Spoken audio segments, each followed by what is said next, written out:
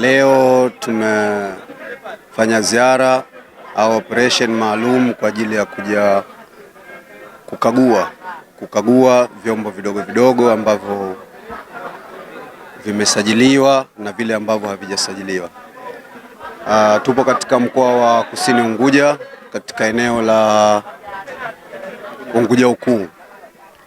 Kwa hiyo dhamira ya safari hii ni kuja kuhakiki au kuhamasisha wananchi kuhusiana na zoezi la usajili wa vyombo vidogo vidogo katika mamlaka ya usafiri baharini Zanzibar. Na tumefanya hili zoezi kwa kiasi, lakini kwa leo upande ambao tumejihusisha zaidi ni upande wa baharini. Kwa hiyo tumetoka baharini, tumeenda tumekagua vyombo, lakini tulichokigundua ni kwamba kiukweli vyombo vingi havijasajiliwa. Kwa hiyo tumewapa elimu, tumewahamasisha na baadhi yao tumewasajili kwa mujibu wa taratibu na sheria za mamlaka. Kwa hiyo hili ni zoezi ambalo mamlaka imepanga liwe endelevu. Kwa hiyo tulianza kaskazini, leo hii tumekuja kusini. Kwa hiyo litaendelea na baadhi ya maeneo mengine, ijapokuwa sasa hivi tunafanya kwamba kwanza tumeamua kuanza kwa upande wa baharini, alafu baadaye tutakuja nchi kavu, lakini ni zoezi ambalo tunalikusudia liwe endelevu kwa lengo la kuhamasisha wananchi waweze kuzisajili vyombo vyao pamoja na manahodha katika mamlaka husika. Kwa leo vyombo tulivyovikagua ni vyombo kwa haraka kwa sababu hatujapata ile idadi kamili kwa sababu wengine bado hawajaja, lakini kwa haraka vyombo havipungui 10 ambavyo tumevikagua.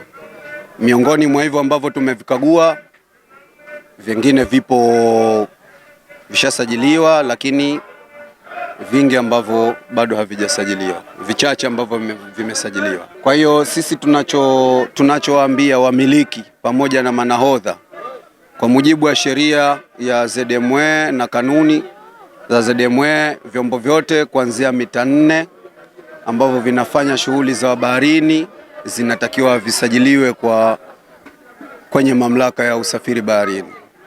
Tarehe 20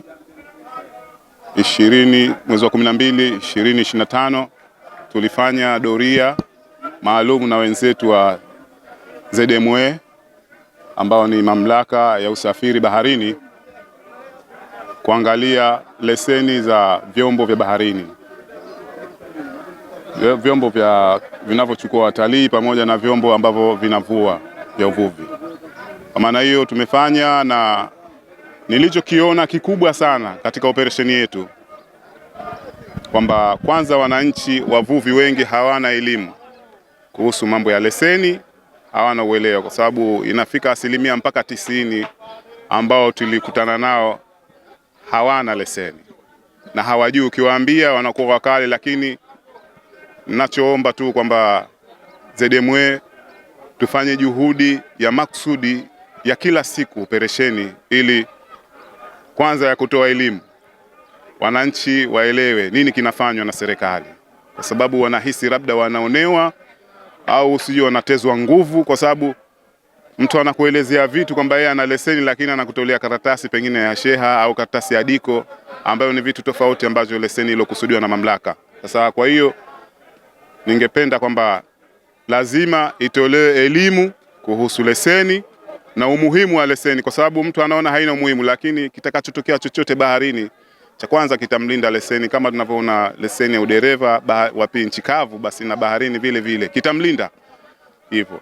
Lakini vile vile naishauri mamlaka ya ZMW tungefanya operesheni za mfululizo, hasa katika ukanda wa kusini, kwa sababu ukanda wa kusini ni ukanda ambao vyombo ni vingi sana, halafu ni karibu na Tanzania bara. Kwa maana hiyo inakuwa kuna umwingiliano wa vyombo vingi sana.